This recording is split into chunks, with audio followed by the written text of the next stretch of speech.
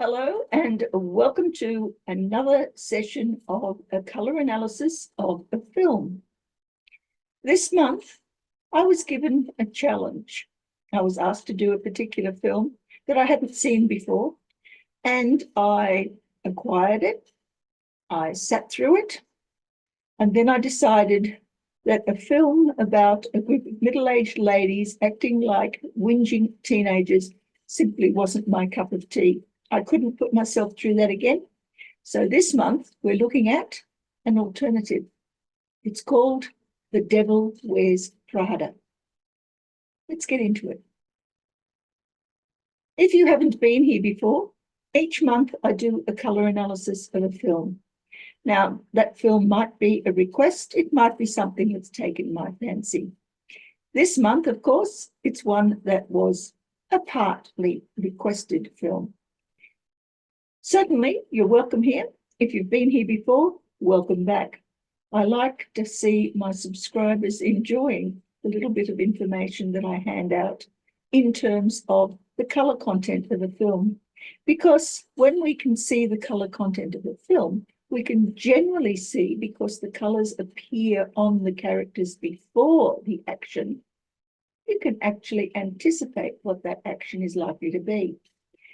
There's not a lot of that available in this particular film, and I'll explain why as we go along. The Devil Wears Prada is a film that was released in 2006, and it was actually classified as a comedy.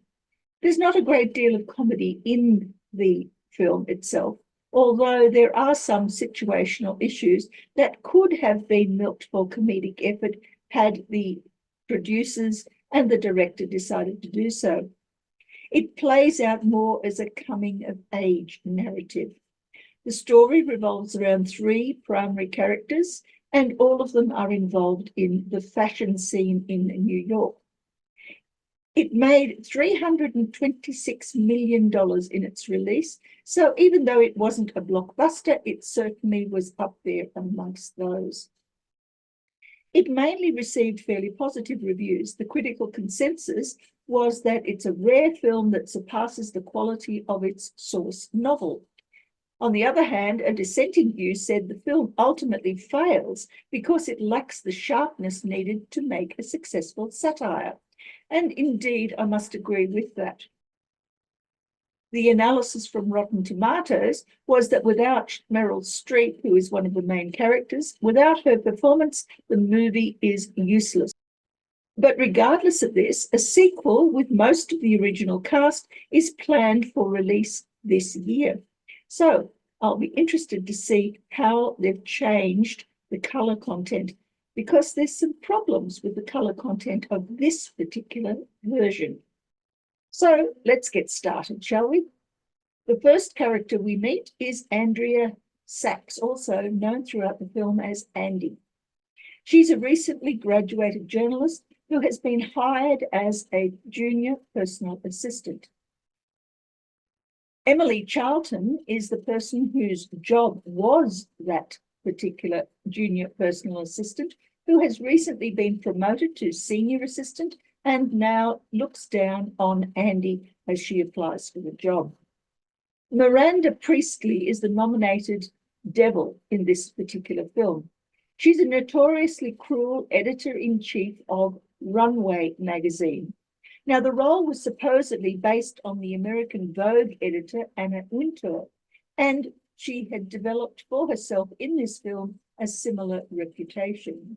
Briefly, moving through the plot, we see Andy applying for the job as a potential stepping stone to a journalistic career, which is what she's really after. She's determined to last an entire year in the firm that she's applied to, but she has no interest in or any sort of fashion sense. And that is disparaged by Emily because the fashion knowledge is something that is seen by Emily to be vital for the role. Miranda sets Andy some fairly difficult and then eventually an impossible task. Andy, in response to what she perceives as her ultimate failing, changes her appearance to simulate fashion consciousness, and then she begins to outperform Emily. Emily becomes ill preparing for Paris Fashion Week, and Andy steps in to save Miranda's embarrassment at a charity event that all three ladies attend. She also meets Christian Thompson, who plays a vital role in one of the other impossible activities that Miranda sets for Andy. As a reward, Miranda gives Andy the opportunity to attend Paris Fashion Week and then insists that Andy tells Emily about the change in their roles while Emily is in hospital recovering from a broken leg. As a result of this proposition to attend the Paris Fashion Week, Andy's relationship begins to fall apart because, as well as all of this, her personality and her way of acting has changed due to the alterations in her fashion sense. She also discovers that Miranda's marriage is also in trouble. In Paris, Andy is seduced by the charismatic Christian and also receives some insider information from Nigel, who is the dresser for the runway team. She attempts to warn Miranda of the ramifications of this information, but Miranda already knows about the move to replace her and preempts this. Miranda points out Andy's own similar cutthroat ambitions, and Andy, in response, leaves Miranda and cuts all contact. Back in New York, Andy applies for a journalism job, and the editor tells her of a backhanded compliment that he received about Andy from Miranda. Andy gets the job and then offers Emily the Paris fashion clothes that she had scored herself. A chance meeting across the street of Miranda and Andy, where Miranda ignores her but secretly smiles to herself in acknowledgement of Andy's success without letting Andy see this, then concludes the film. Now, the film itself is generally poorly lit despite its designation as a comedy, and that is an unusual characteristic. The focus is on people's faces rather than on the fashion, which of course is why people have given it a thumbs down in terms of its fashion presentation. The audience comment says, for a movie about fashion, it's pretty horrendous to look at, and at times I must agree with this as well. The predominant colours are blacks, greys, and browns, and maybe these are also linked to the season in New York because mostly the clothing is winter clothing.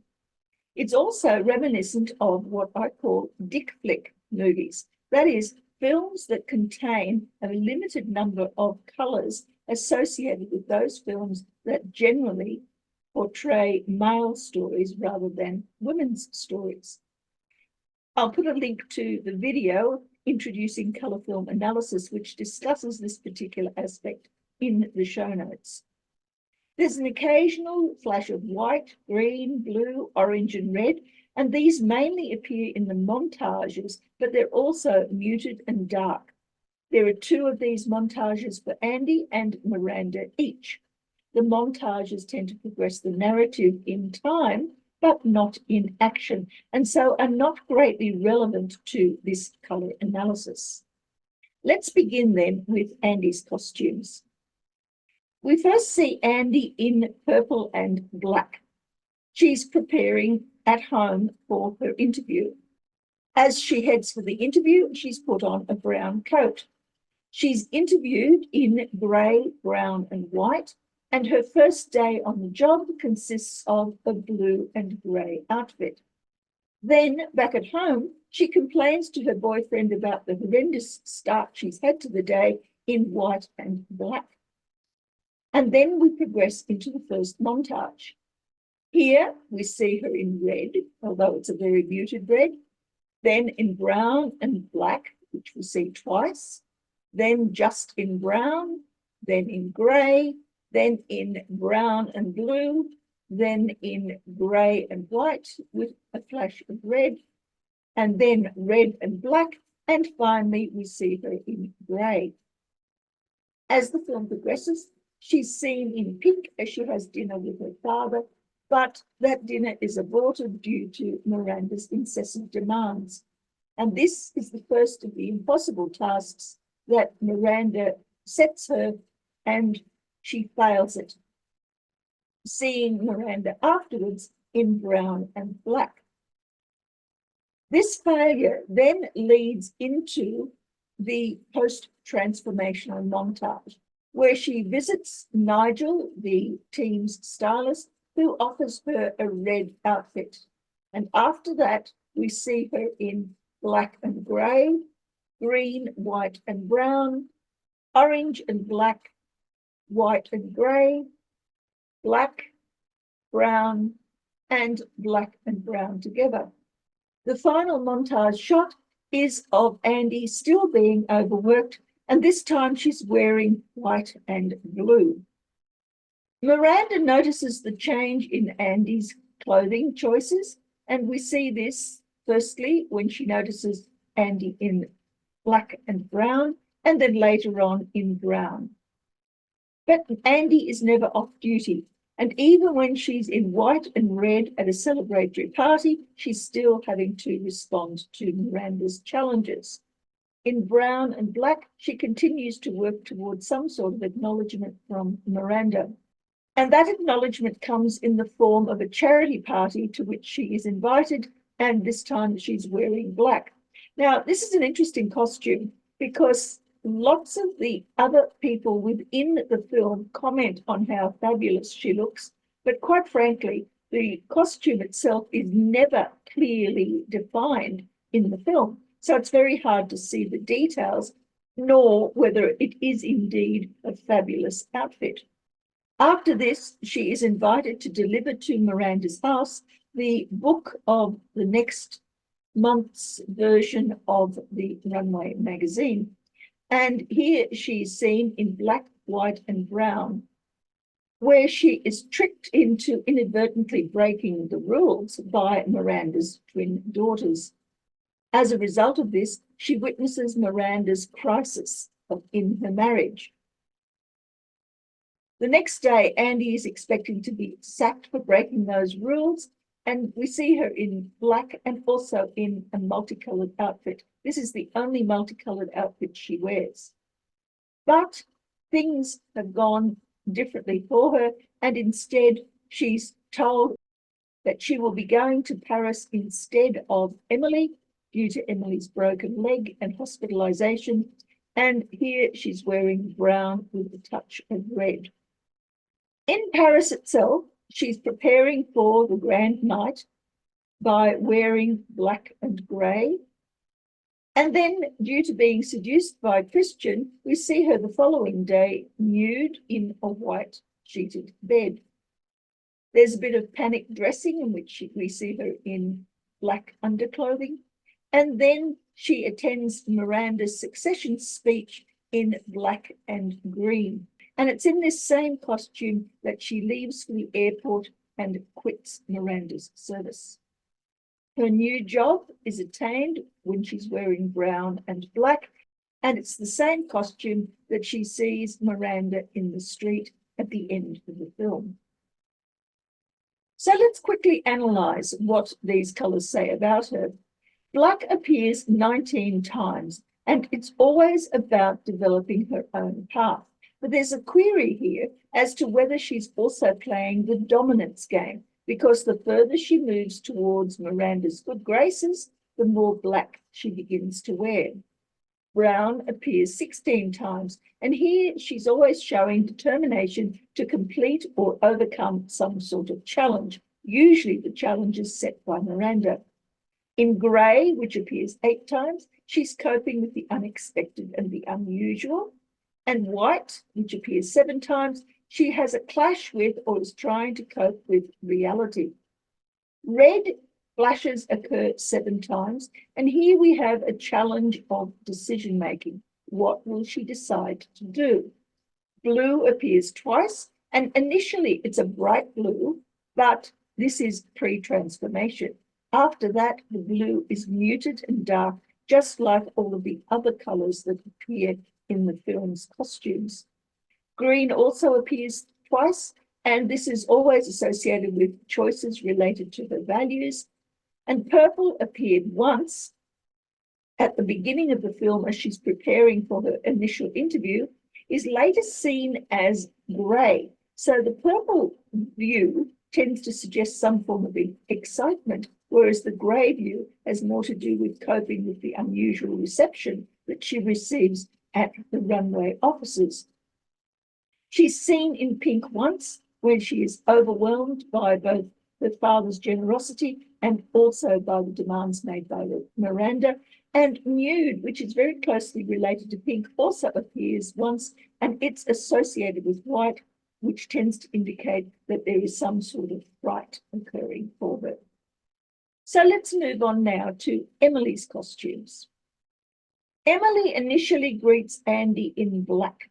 She disparages Andy's fashion choice on the first day at work, wearing black and grey, and she disapproves of Andy's work progress in red and black. She expects Andy to be sacked while she's wearing brown and notices Andy's change in brown and grey. As she develops her illness, she's wearing brown and black, and at the charity show in black, she manages not only to attend, but also to fail in her task, which then leads to the accident in which she's wearing brown and black, but she's also carrying an orange object. Now, orange is generally associated with some sort of crisis, and in this case, it's the accident that then breaks her leg and puts her into hospital. In hospital itself, she's wearing white and blue. And at the end of the film, when we see her again accepting Andy's offer of all of the Paris clothes, she's wearing black and grey with just a touch of purple. So what does that tell us when we analyse those colours? Well, black, of course, is the predominant colour yet again, and it appears 7 times. And here she's seen to be mimicking Miranda's dominance and also arrogance.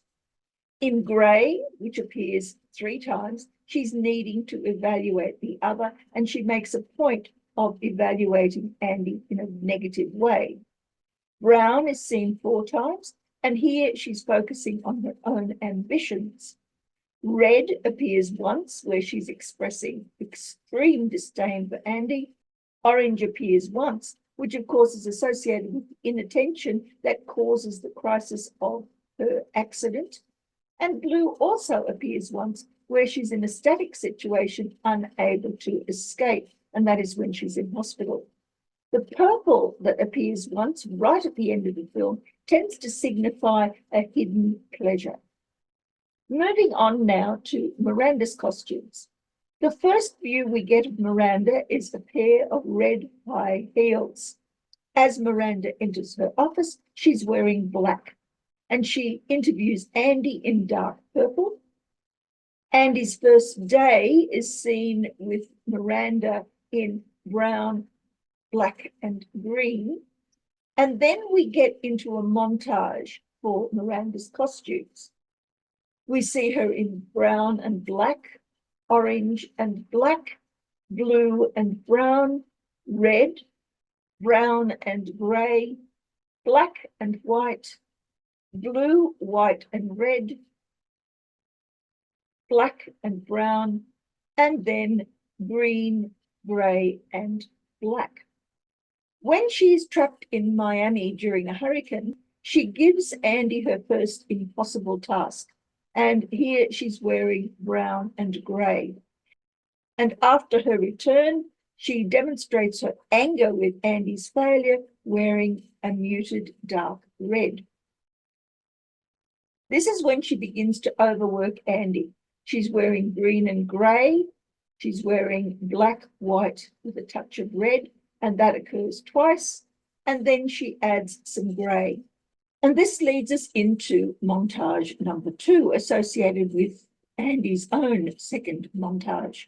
Miranda notices the changes in Andy while she's wearing grey and brown. Then she moves into grey, white, and black. And we see this again on another instance. And during the final scene of that montage, she's wearing black. She continues to wear black at the charity ball. And when she receives the book from Andy at her home. She's wearing brown. Miranda then promotes Andy wearing orange and brown and offers her an invitation to the Paris show in black and white. And in Paris itself, she confides in Andy about her marriage breakdown wearing grey. She refuses to take Andy's phone warning about the imminent coup, and she's wearing brown and white in that particular scene. Her succession speech is in black, and when Andy quits her, Miranda is in grey and black.